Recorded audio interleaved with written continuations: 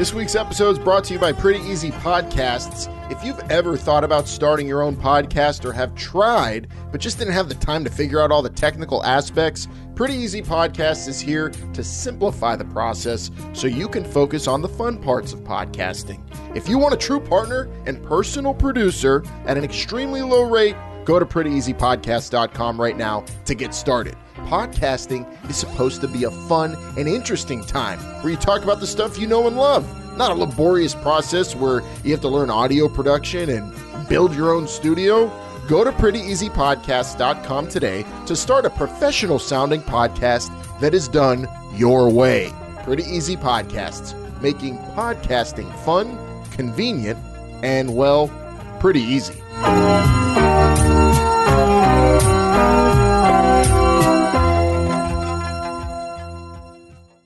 I'm Winston Moss, XFL Wildcats, and it's an XFL Show. This is the future. This is not the past. The new XFL will kick off in 2020. If you smell what the XFL is cooking. It's still football, but it's professional football reimagined. This is our moment, our story to tell. This is history begun. This is the XFL! Welcome, football fans. This is the week of January 5th, 2020. This is training camp month, and this is the XFL Show. I'm Alan. I'm Jake. I'm Vince. And I'm Bryant. This week, every team but the Roughnecks traveled to Houston for training camp as the most important month of preparation begins for each XFL team. This is episode 103, and this is 2020, no longer the road to 2020. Jake, closer than ever to kickoff, right? Yeah, we're closer than ever. We're lacing up the cleats, getting ready for kickoff here. A lot of people are either going to be in the District of Columbia on that first week or done in Houston. It's so close. Like you said, only 5 weeks back in single digits. 5 weeks. Can we just talk about the rule book right now and how happy I am? No. Sit because down. The show comes out on Football Sunday for now, and, well, on Tuesday, that's Rules Tuesday, Jake, so you're going to have to wait till then, because January 7th, league rules will be announced, and we'll get into them when they get out, so you're going to have to hold your horses until then. What's so funny? I feel like it's going to be rather taboo on that Tuesday coming up, and I can't wait to see what it's like this Tuesday in Texas whenever those rule books come out. I can't. Well, some say everyone's exes live in Texas there, Vince, but it is going to be a good time down in Houston. I can't wait for it to happen. Alan, we can't say road to 2020 because we're here. So do we say road to February 2020? Road to kickoff. Road to kickoff.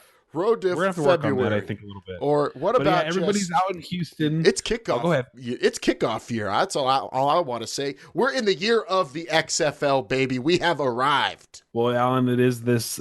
We're 5 weeks away. We're in 2020. So long ago when we started this journey, this felt so far away, and it really was, because it's been 103 episodes now. Plus some bonus content to get to this point. But yeah, everybody's in Houston, full pads, full contact. Practices are going. We're going to see some scrimmages. This is exciting times right now for the XFL. Yep, we have a lot to get into this week regarding training camp, regarding what's going on with the league as they commence festivities in Houston. 724-565-4XFL. If you're going to be down in Houston at all, we want to hear from you. Call into the XFL fan line and give us your take. Even if you're not there, we want to hear from all the fans who listen to the show. We appreciate you subscribing on any podcast app of your choosing. That's 724-565-4XFL to call in. Yes, 5 weeks away. And, I'm not ready for full contact. I don't know if you could tell, Bryant, but I'm under the weather. I didn't even go that hard for the new year, but Happy New Year. I'm going to dip my toe into training camp and slowly make my way to Houston eventually. It's all right. It hit me a few weeks ago. It's hitting you now. I'm sure it'll hit Jake and Vince, and it's hitting everybody. It's that time of year where everybody's so excited they let their guard down and boom, they get a little bit of sick. But get it out of your system now, because when kickoff comes, I want no excuses out of you. Nothing. Oh yeah, I'm releasing all the bad juju, all the bad mojonation out of myself, so that I'm fully ready come February. I'm already feeling pretty good now.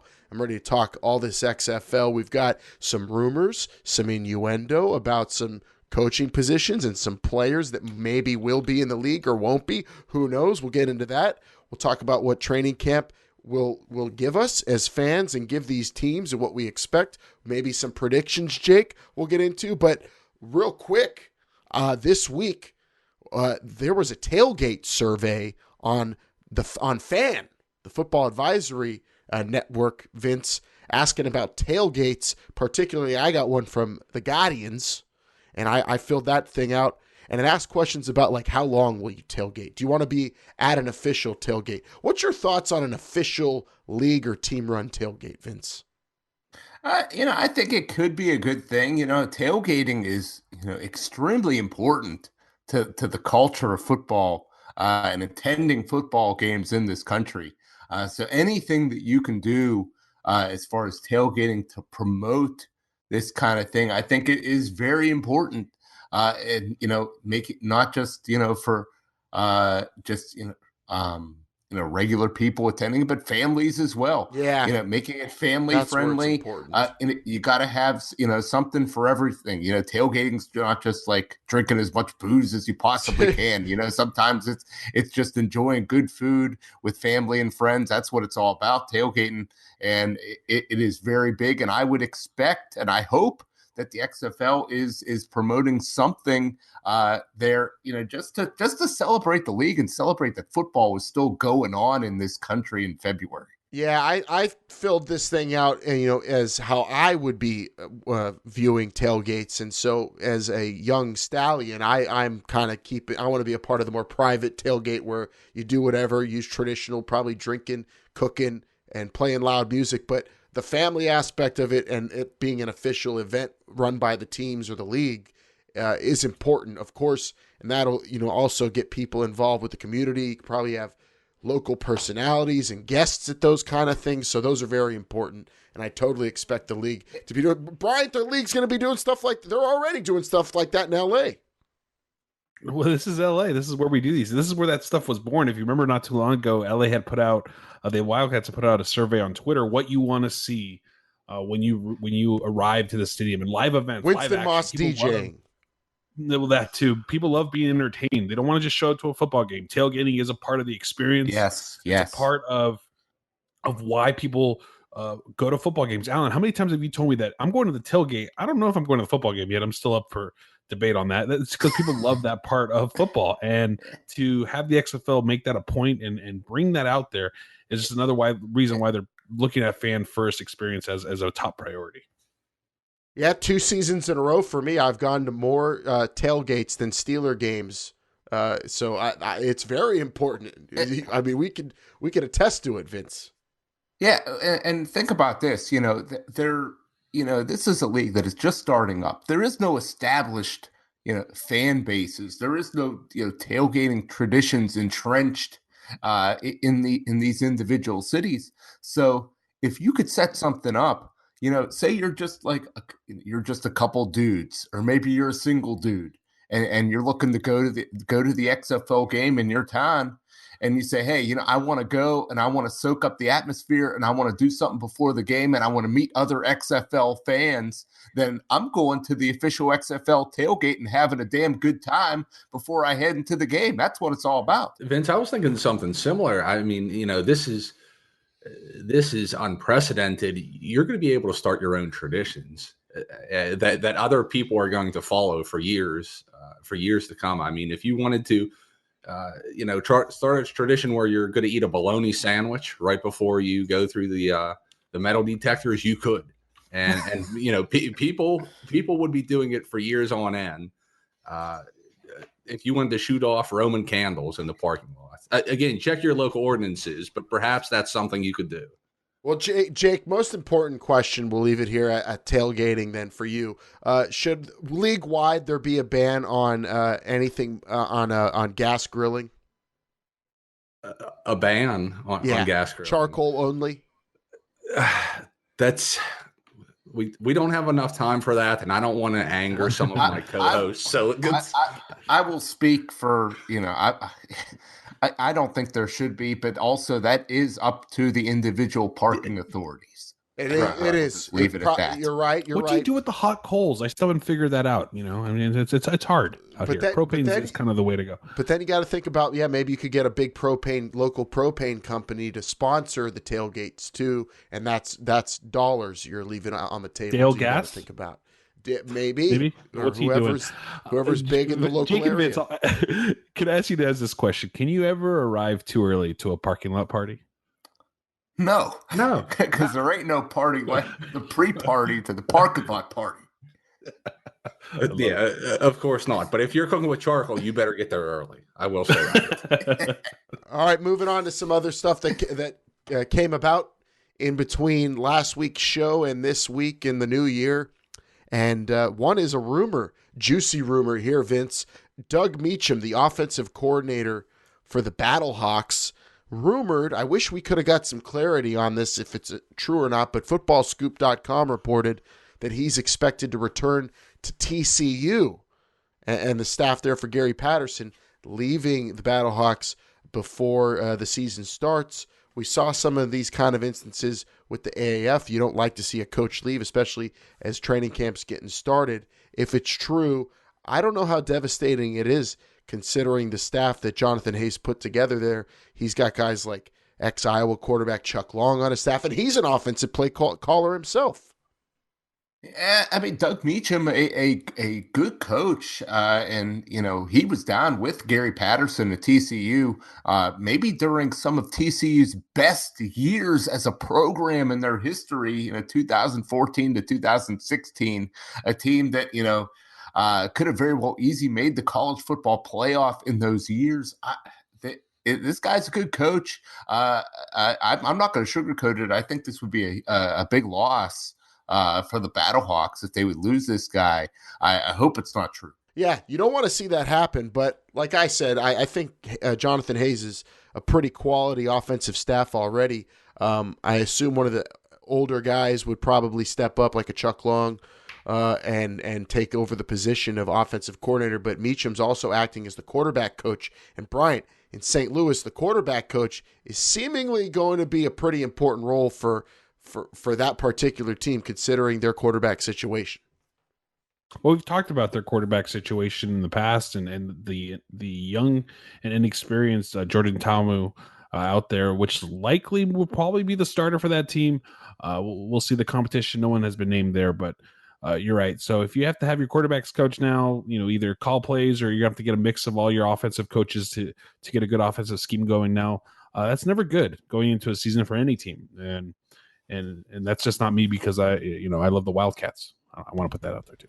No, but you also love Zahir Hakim. I don't know. He's the receivers coach there, but I don't think he's going to be given the OC job, which would be awesome.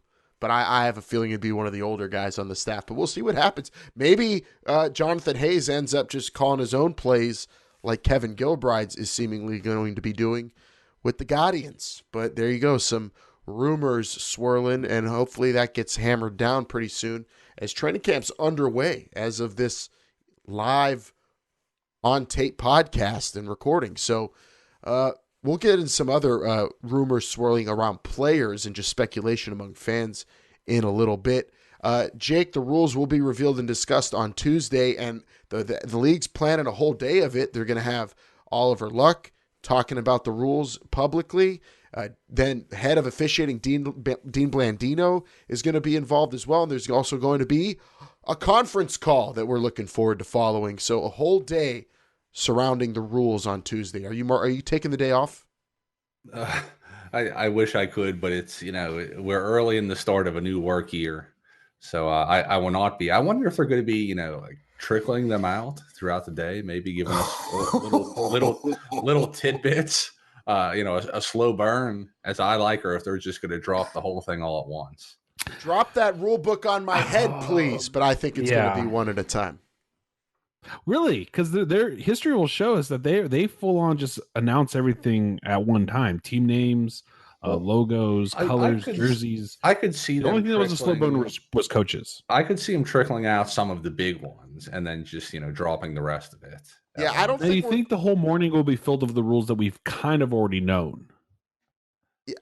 Yeah. I mean, like no PATs and the. All that stuff that's kind of very, that Oliver Luck has discussed. I also wonder how much more there's going to be that we haven't discussed, and what we haven't talked about. When we're out in Stanford, Alan, you and I for the draft, we're talking football with a lot of the personnel there, and some of these rules that we've already heard have come up, and it seems to be the focus point. A lot around the kicking game, a lot of things like that. So I also wonder how much is actually going to be different. I think that's probably my most anticipated aspect of this whole announcement that's coming on Tuesday. Well, things that we do know are different a lot. We've talked about the play clock length. We've talked about, having headsets in the skill position players. That kind of stuff is major to me. Those are major changes to the game, and I expect to see a few other ones as well.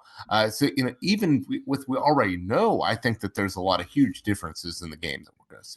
I think the league is going to reveal these rules not all at like once, a big info dump of, hey, here are all the rules. It's going to be, this is this rule, this is that rule, maybe throughout the day or just with like a press conference or something with Oliver Luck, it sounds like, in the early part of the day. But what I'm interested in, Vince, is not even anything I think we have a good grasp of everything we're going to find out on Tuesday. Exactly. I don't know how many surprises there will be, but what I'm interested in is the reaction and also how it's covered on a national scale, or what people cling on to on social media and talk about or either criticize or hype about. That's what I'm interested in seeing.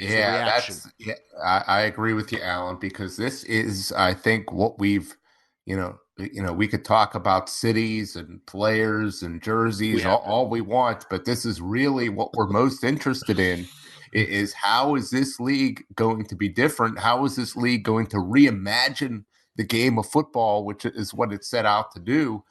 You talk to people about, what is the XFL, and you tell them about, these possible rule changes. But here it is going to be set in stone this coming Tuesday. And it's going to be interesting to see how, not just we react and how, people that you're talking with react, but how is the media going to react? That there's going to be people out there that are going to put a negative spin on this, but I'm very interested to see the people at ESPN, ABC, and Fox to see how they hype this thing up with these new rule changes. Vince, you just made me have an epiphany, really, because this is the moment that Vince McMahon spoke of, right? Football Reimagined is happening on Tuesday. So that is actually huge, because that is the one thing that I think it's even in our opening segment. We always talk about football being reimagined. It's going to happen Tuesday. Jake, I can't wait for you to nitpick at these rules, because that's what I'm most excited for. Alan, I know you're going to be yearning to rank these and get them in, and what's your favorite and what's your least favorite. Vince, I think you're just going to you're like, I need evidence. I need to see what this looks like, because I still don't even believe Bob Stoops is a coach in this league. I'm just going to read every single section of these rule books. I'm super excited. You're right, man. This is the moment. This is what we've been waiting for. This is really it. Because, we talked about all this other stuff, but this league, I've been beating the drum for 103 weeks now, that this league needs to be different. It needs to stand out from the NFL, college football, any other alliance that may come up. It needs to be different from those leagues to set themselves apart and be great entertainment. And this is really what it's going to be all about, is how these rules shape the way this game is played. Expect to see Mr. McMahon at all, or do you think Oliver Luck will handle this? This is going to be all Oliver Luck, according to the league. It's Oliver Luck and Dean Blandino's day. come on Tuesday. I can't believe Dean Blandino is going to be involved in this. Pro Football Talk actually this week said Dean Blandino might have been the best thing the XFL's done in terms of hiring and preparation and any move they've made, really, according to Pro Football Talk. If you put any stake into what they write, Vince, a lot of people are impressed with that hiring. Some people can't believe it, kind of like Bob Stoops. He's been consulting forever. Yeah, I'm impressed with it. No doubt about it. But I'm interested to know more. I guess what his role is in all this stuff. Did he help come up with the rules? Is he going to just be a rules expert like we see on TV? People do not like this guy sometimes whenever he comes on the screen, because that means that there was a controversial call and they brought on some quack to talk about, what actually happened. I'm serious. People do not like this guy sometimes. I think he's got a great name. I love the way he delivers. I love the way great name. He's got a great name. I love the way he delivers the message of the rules. I like what he's saying, unless it's going against my team. So I like it a lot, and I hope he has a similar role in the broadcast. I'm not sure if that's what it's going to be or not. No, he's he's like official, he's the head of officiating. I don't expect to see him in the same capacity on the Fox. You don't think that they're going to have an official XFL rules expert to if there's something as that part would of the broadcast? That's one thing we have left to find out about how the broadcast partners are going to approach this. That's on them.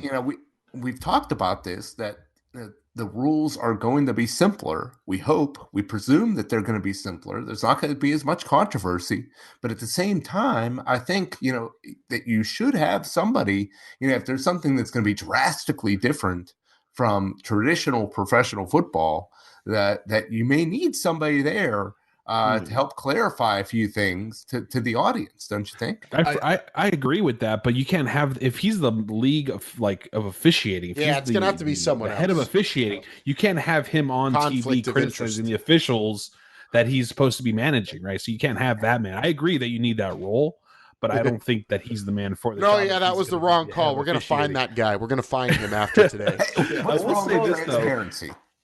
Dean Blandino might be the most recognizable hire that the XFL has made. I know that might be up for debate, but if you really think about it, this man is on everybody's television for 17 weeks. Everybody's going to recognize this man when they see him in front of a camera. I think, we don't have any, well, I guess we have XFL officials from the original incarnation, but talking about how you don't want the head of officiating criticizing what's going on the field, I'm kind of with Vince. I don't know if I want to hear the announcers, for 10 weeks just reiterate the rules to us. I want somebody else with a little bit more credibility. That's on the broadcast partners. If we'll see what they do with the rules experts, or if they have someone like that. I'm hoping they do as well, but it's not going to be. Dean Blandino's the head of officiating with the actual league. When you watch an NFL broadcast, those experts are not affiliated with the league anymore. They are affiliated with those networks. I wonder if they could get Lou Holtz to do it. I don't want that. I don't think that will work at all. Maybe if it was like an SNL skit. I don't know, Jake. Real quick, Jake. Jake. Tuesday, the rule everyone's going to be talking about. What is it going to be? Oh my! This is. I don't know. I have an answer, but it's selfish. I don't want to give. No, it's not. It's not groundbreaking. You're not Dean Blandino. You can say whatever you want on this show. I don't want pass interference to be a spot foul. I want collegiate ruling for that. I don't like just heaving it as far as you can and then putting the ball at the 1 yard line. I'm a big fan of that, Jake. It's something that we've probably talked about way back on episode 4, but that's what I want to see. Yep, it's actually quite accurate. I don't know if you did that on purpose or not, but episode 4 is when we talked about rules. I don't think it's the sexiest pick, Jake, but I like it. It's not. But that's freak out for overtime, though. I think in a positive sense. Complaining about that every week if you start that from the get go. I think the overtime is going to pique a lot of people's interests. We'll see, and it's going to be a fun day Tuesday. The rules get rolled out, and we'll be following along every single rule by rule. Rule by rule, we'll be there with you talking about it all this coming Tuesday. As training camp's underway, though, a lot of other stuff going on in the XFL. Maybe some new players coming in. We hope, fingers crossed. And also a little surprise on New Year's. Let's get into it with this week's Cover 2. Going for 2. Go for 2 and the lead. Okay, Jake, what'd you think of the New York Guardians' new alternate logo? They revealed on New Year's, new year, new logo. And I thought for a second, oh my God, did they get rid of their logo? But it's apparently an alternate. And that, if that's the case, I like it. If it was a replacement, I would have been very upset. Yeah, I think I feel like you, and that's what I was interpreting it as. As long as you're not, even though I'm not a big fan of that, what I still think looks like a Sphinx logo, I don't care for it that much, but still they have the best helmets, and you need that. So if it's an alternate logo, which what we presume it to be, it's fine. It'll look nice on the shoulders or on the back of some T-shirts. Yep, and if you didn't catch it, go check out the New York Guardians Twitter at XFL Guardians.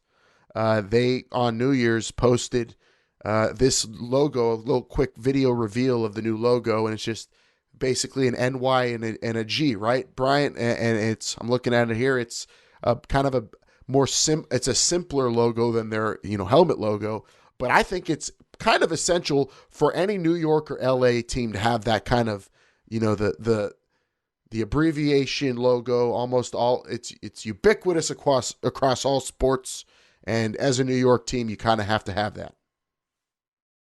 I agree. I mean, it's the two markets, right? Maybe San Francisco is the only one right behind it that needs to have that. Like, you need to see the letters in the logo. I didn't like it too much. I thought it was kind of too in your face, too just there, because the other one is also so good. I hope it's just an alternate logo and we see it sparingly throughout the year, but I do feel like every team should have some sort of alt logo, some sort of something that every team stick on a T-shirt. I think every team should have an alt logo. In year one, I don't know about every team needs an alternative logo or jersey or something. I don't know if that's necessary. Well, I mean, you've got Tampa has one, Houston has one, New York has one now, and I think LA does, don't they? Yeah, Brian? we have the claws. We have the claw marks. Yep. So I don't think it's necessary for all of them, but it could get to that point. If there's one team that just has their regular logo, they only use the same one all the time, same jerseys, which team do you think it would be? Basic, same logo, same jerseys every week, all season long in your BattleHawks. Yeah, that I was going to say. I'd say probably the Defenders. I was going to say DC. They have that lightning bolt though. That is like, why mess with any of that? It's just so good. It's really good. It's really clean. It is kind of basic, but in a great way. And I think the DC logo and jerseys, maybe you can mess with a combination of the jerseys, but in terms of alternative logos, I don't think you need them. This one, as I look at it closer, I like how they're taking ownership of NYG. There is another NYG lurking around MetLife, but during another time of year. Pretty bold to do that as well, but I like it. And the G is huge. It's pretty cool. That look good on a baseball cap, right? We're not playing baseball, but I do agree with you. It does look pretty good on a hat. Yeah, I wear a baseball cap to a football game, especially if you make the championship game, and it's nice out in April. We'll see New York Guardians with your alternate logo on New Year's. Congratulations. Scared me though for a second. Let us know what you think of the alternate logo for the Guardians at XFL Show on Twitter. Hey, there are a bunch of players out there that got cut by NFL teams with their season ending, Vince. And there's way too many to list through this whole show, but I've circled some I like. And then, of course, there are quarterbacks out there as well. And I'm going to bring one up that you talked about a lot before he got picked up by an NFL team during the season. Eric Dungy's out there now. What do you foresee, Vince, with these available players now that the NFL regular season's over? Yeah, I see a lot of guys that you got listed here, Alan. And particularly some of these quarterbacks, certainly Eric Dungy that you listed here. These guys, I would expect to get to be brought in for training camp to see so teams can kind of see what they got. I think it's worth a gamble here to bring guys in for training camp and maybe pick up a good player. I don't see why you wouldn't do this if you're an XFL team, and if you're a player, I don't see why you wouldn't jump on with these guys. We've heard countless times from players. Once you get cut in the NFL, you're very likely to be cut again. So this is an excellent opportunity to show your wares and latch on with a club. Do you anticipate players potentially like these guys saying, I'm of value. I just came from an NFL roster. If this XFL really wants me, I'm not going to go through the whole training camp in Houston. Maybe they'll let me come on the last week or so. Do you think anyone's going to try to do that? Yeah, I mean, some of the players may feel like that, but I don't. Would a team allow them to do that? Does I don't know if you're a team. I don't know if you want them. To be honest, because as good as I think some of these guys are and can be, at the same time, are they really that good? Are they good enough to make a major difference on limited practice time with your team? Because we all know that this league is all about the quality of the play. You got to have good, crisp football out there, and the only way to do that is with some good, solid practice during this training camp. It's the quality if you're of the not play. there practicing with your team in the training camp, I don't see how you could just jump somebody, especially at the quarterback position, with how fast this league is expected to move. It just doesn't seem likely to me. Now, what position would be the easiest to just come in and wide receiver, and then still excel at? Wide receiver, definitely not wide. What else? Crazy. The only other maybe is running back. Defensive end. Yeah, No. go get the quarterback. No, too much stunning. Put your hands down stunts and and all go. that stuff gets in Stunts. the receiver. Stunts are, how many stunts are there compared to routes on a route tree? A stunt tree? On a What route are tree? you insane? Yes, a route tree route for a tree. receiver. They've got dozens upon hundreds, maybe, depending on who your coach Okay, is. here, let me explain my answer then here, because you are right. There are a lot of plays that the receiver has to memorize to get to the. Oh, this is you good. gotta remember This is that. good. Dirty football talk. I like this. Go ahead. Try to But make in sense terms here. of just being able to step in and kind of do your thing right away, a wide receiver has no team involvement, right? You don't have to worry about what somebody else is doing while you're a receiver. When you're a running back, you have to worry You got to about have timing with the timing. quarterback. Takes that's a position that requires the ball is there, you catch it. That's how hard it is. No, that's a position that requires, like a connection with another player on your team. If you're on the defensive end, if you're a defensive end, you literally put your hand down and you go, can get in the way of your blitzer. See, I need to Alan know where Bryant to was go one of here. those defensive players in high school. So he wouldn't understand what it was like to play offense and the kind of intelligence you need to have. I know Yeah, the work that goes into playing defense, and I'm not trying to simplify that.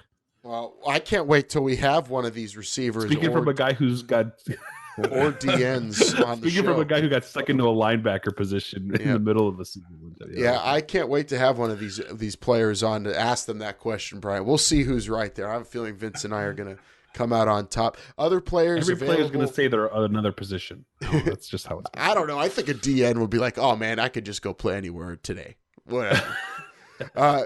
Desean Davis, a linebacker out of Auburn, is out there. Again, we've talked about him before. Super talented player. Was kind of surprised wasn't drafted, but maybe because of other opportunities he had. John Battle. You have to have LSU defensive backs. If the NFL postseason's proven anything right now, Vince, you need to have DBs from DBU. John Battle's one of them. And then you got Paul Perkins out there, UCLA running back, Bryant, who did some damage in the NFL, a little bit, not too much, but was, I believe, with the Giants. He played a little bit there. So you've got players out there who are interesting to watch. We'll see what happens with them. I'm particularly interested in Nick Fitzgerald, the former Mississippi State quarterback, who isn't the most accurate guy, but a hell of an athlete, and I think would be fun to watch in the XFL.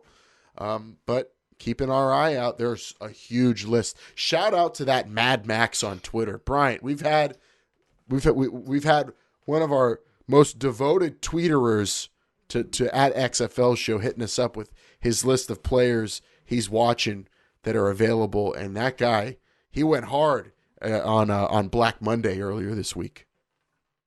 He did. He was putting in the work, at Max Scouts on Twitter. If you want to give him a follow and take a look at what he's been putting together, because he's going through and looking at all the players. He was analyzing all the practice squads and seeing where those players were signing future contracts or if they're going to be available for the XFL. So thank you for all that information. We're using some of that right now. I'm sure more players are going to be available now that the Patriots have lost, right? And now that the who's the other team that lost? The Bills. Buffalo Bills. Thank you very much. That lost. So I'm sure those practice squad teams are going to be dismembered, and now we're going to see. I'm sorry, disassembled. It's dismembering disassemble the practice squads there and more players. To answer the question from earlier, though, do you want to do this? I think the reasons you don't want to do this and bring in players, Alan, is just because you don't want to give the players that, and I said this last week, that have given you what they've given you so far, to have that kind of be for naught, right? But remember, it is about the quality of the play as well, though, Brian. I understand that, but at the same time, you also have to think long term. You can't just think this one season. If this player is going to be available for you for this one season versus somebody who can potentially play 3-4 years for you, I think it is a fine line to walk, and especially in your inaugural season, you don't know how to handle all these situations quite the right way, and I don't want to be in that position if I'm the XFL, but they are, and they're going to have to figure that out. Well, let's go to our timing expert then. Let's go to our timing expert then, Jake. What's the cutoff then? When do you maybe give one of these? How much time do you give one of these players leaving the NFL at the end of that season before they can come to Houston for training camp? You allow them to join you midway. Where do you cut that off, knowing that we started on January 4th and we end on the 22nd? I think you got to be there for. I don't like giving the players too much power. Letting them tell you what to do by bringing them in. For the last 2 or 3 days. I don't like that. I'd put the minimum that they've got to be at camp would be 10 days, I guess.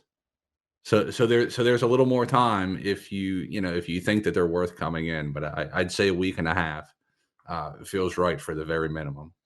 Report by January 14th, according to Jake. It makes sense to me, and that gives us, well, if it's Sunday the 5th and you're listening to this as soon as it came out, then that gives us 9 days left with camp underway as we speak. And you got to remember, winning is everything. So, a lot of the established guys that have been there with you the whole time, they may not like it, and they don't have to like it. But if it pays off, everybody's going to be happy. You want the best possible talent, of course, and you want to treat everybody the right way in a business sense, but it is a business. And there are some players out there that I think would be good business for the XFL. We'll see what happens. All right. That is this week's cover 2. Let's get into what's going on in training camp now until the 22nd. It's time for the hot read. Blue 58! Blue 58! Go!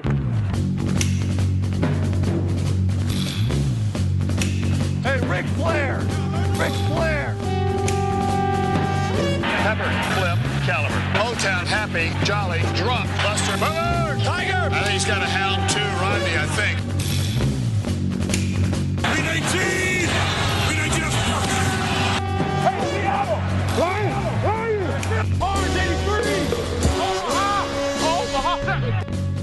83! And yes, training camp is underway, and players are reporting, getting set, easing into camp, Vince. And we already have some announced practices, events, a joint practice coming up on the 11th between Houston and Tampa Bay. That's this coming Saturday, and plenty more where that came from, I'm sure. But as a whole, what do you expect from this training camp from the league, Vince? What's the main thing you expect to take from it?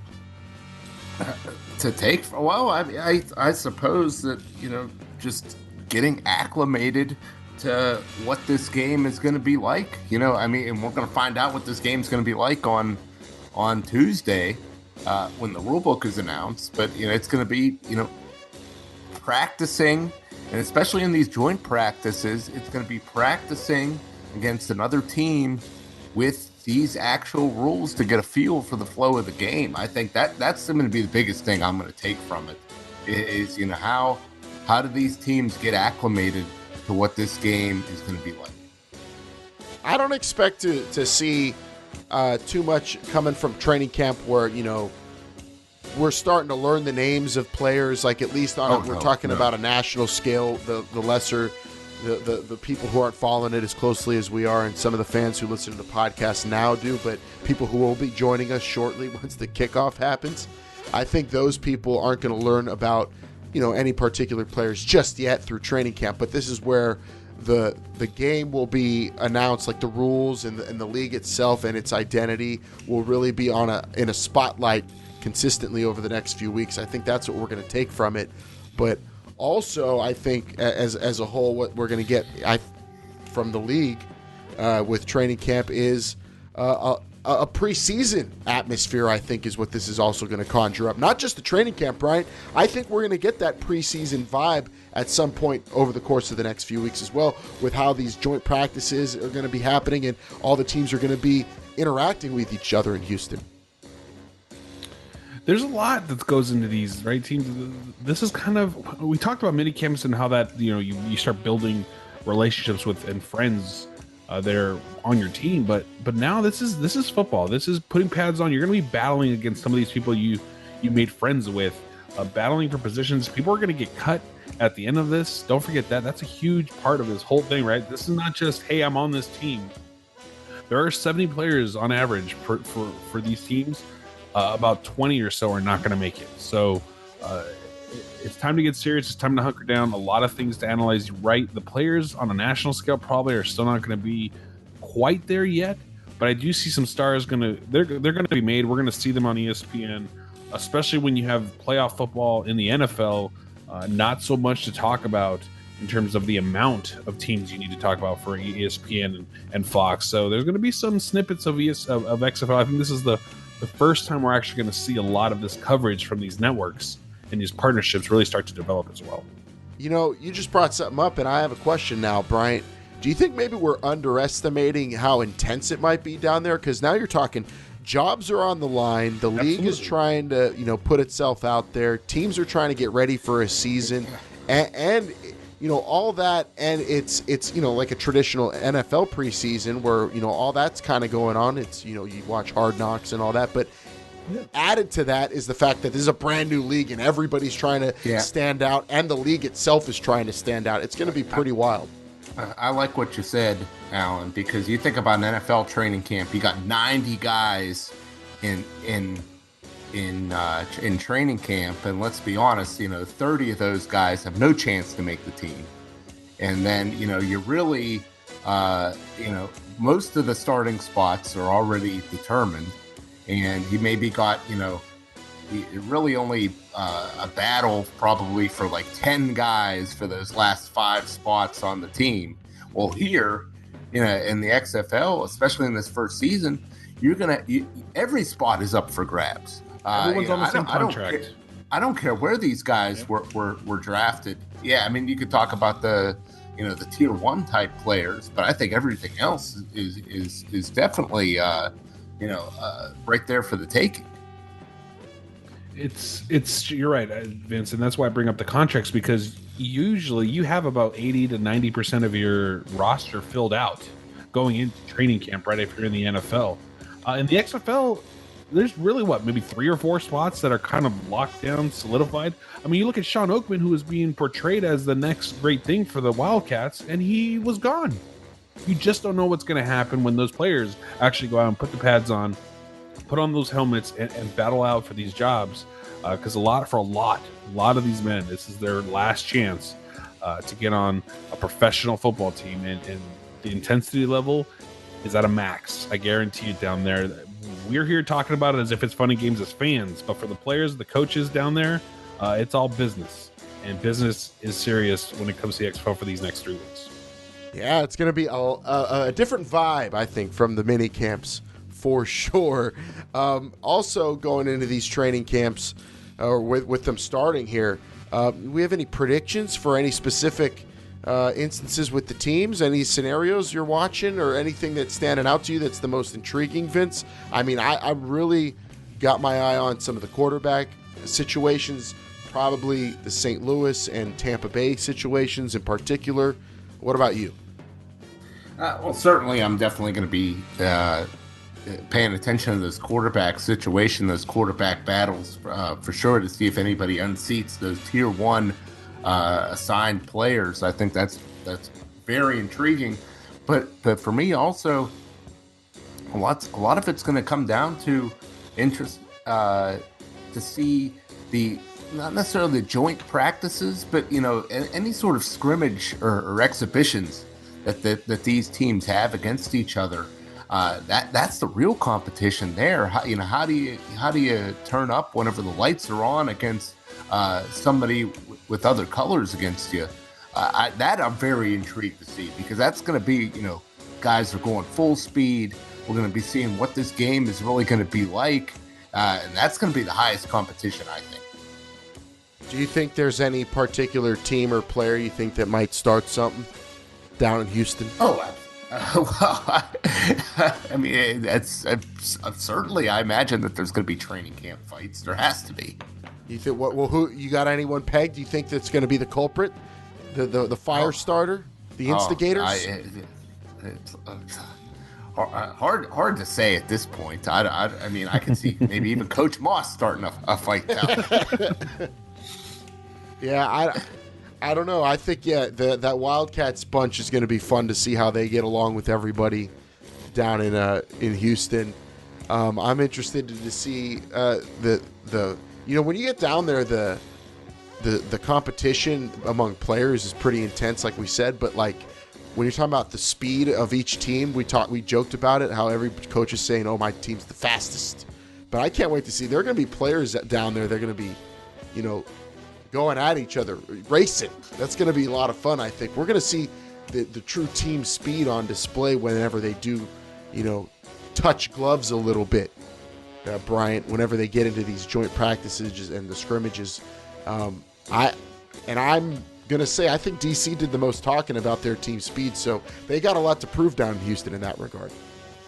Fast down there in Houston for the DC Defenders. But, Alan, this isn't just your normal preseason either, right? We just talked about the intensity level. A lot of these players are going to be hitting their own teammates for a couple weeks. They're going to want to take it out on some of these other teams as well. So I expect a lot of these joint practices. I expect big simulated games as well. I'm sure those are going to be out there. You want these players to be as ready as possible going in to that first week of the season, because we're really just that close. So training camp, and then don't forget, there's still a pretty big gap after training camp that teams are going to have to come back and make all those final decisions, final tweaks to their roster. So this is just a moment in time, like Oliver Luck likes to say, and when those two teams get together, that's going to be a great moment in time, because I can't wait. I hope we get to see a lot of great content from those interactions between teams. Absolutely, and it's all going down now. It's just starting, and the intensity is going to be picking up. Players just reporting.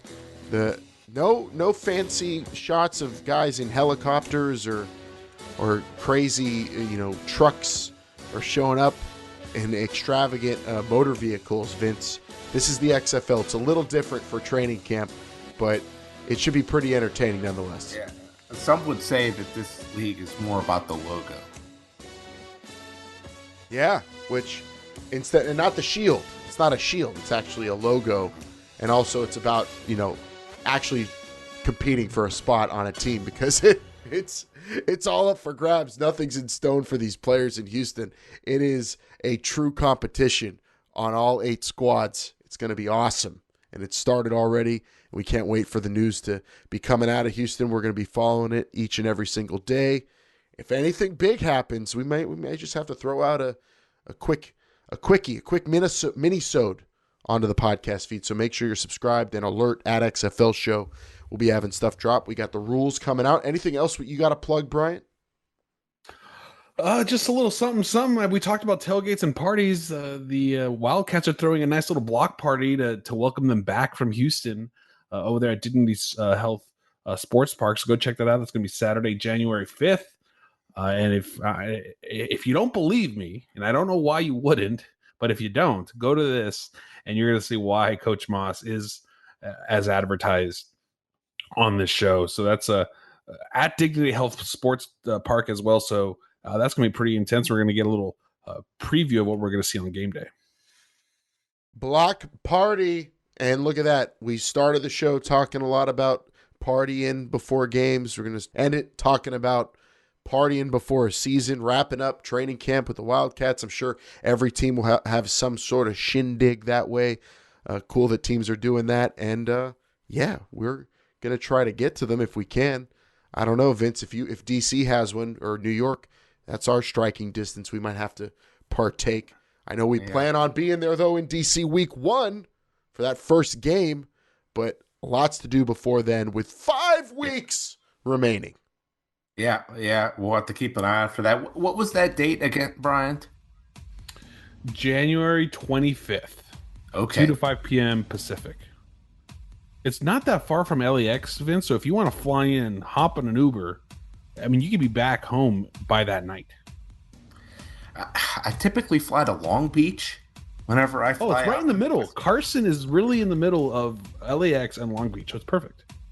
Probably maybe I'll fly into Long Beach and then then fly over to Burbank. Short flight over to Burbank. I'll pick you up on my way down there. That'd be perfect. Actually, I don't know why you would ever do that. That makes no sense. But yeah, go ahead. I got important. Have you been in LA traffic lately? I got important wedding stuff that day, Brian. So give Winston Moss my best. I will do wedding day. Oh man, that's coming up for you, man. I don't envy you. That was a moment in time for me, not too long ago. 100 and something days. I'm not quite keeping track just yet, but yeah. Well, I'm sorry that you're gonna have to. You want me to text the wife or the future wife and tell her something different, and you can show up at this party because I'm telling you, you're gonna want to be at this thing. No, yeah, this is the big one. The day you pick the food, can't miss that. I did actually miss that one for my wedding. I know it's a big one, Alan, but are you going to have any say in that whatsoever? We'll see. I highlighted my dishes, and we'll see what gets chosen. But if I'm going to try to gauge if I actually have any say, and if not, maybe I will just randomly show up and with DJ Winston Moss in that block party. We'll see. Or maybe, who knows? Maybe I'll still be down in Houston partying it up, cleaning up after training camp. Because it's going to be that town's never going to be the same again after January 22nd, Vince. Think about how many pounds of food are going to be consumed during that training camp. My goodness. How many meals? 10,000 meals or whatever. Oh, man. Well, we had a blast talking this first couple days of training camp and everything going on in the league with, just, oh, my goodness, 1 month away from kickoff. As Jake says, he didn't close the show out this week, but I'll say it for him. Closer than ever, Brian. And if we don't have anything else, we could call it a day for this one and move on to the next one, which will bring us even closer. That is very true, Alan. I will say this. Always follow us on YouTube at XFL Show, Instagram, Twitter, and Facebook. Alan, the rule book comes out in a few days. You're right. We're probably going to have to throw a mini-sode in there somewhere. There's going to be a lot of reading to do, a lot of analytics, a lot of breakdowns, rankings. Who knows what's going to happen with the rules show. So take a look and be on the lookout for that. You get me a cough drop, and I'll be ready to rock, man, because the rules are going to be awesome. I can't wait to talk about them all. And, of course, check us out on XFL.com as well. The shows have been getting posted there, so you could go straight to the league website and listen to the show if you like. And also, I love when people send us pics of them in their jerseys or their new BattleHawks tattoos, like that one wild man in St. Louis got. Love that at XFL Show. Send us those. Those are the coolest. Vince, you got anything else?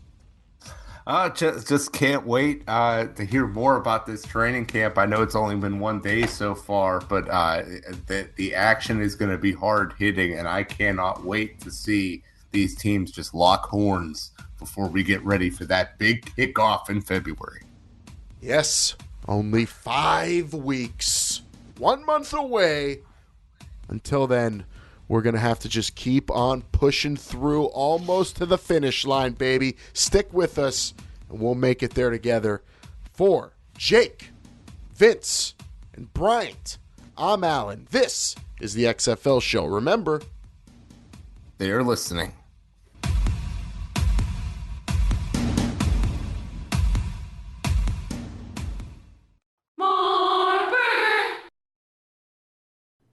Thanks for watching and listening, XFL fans.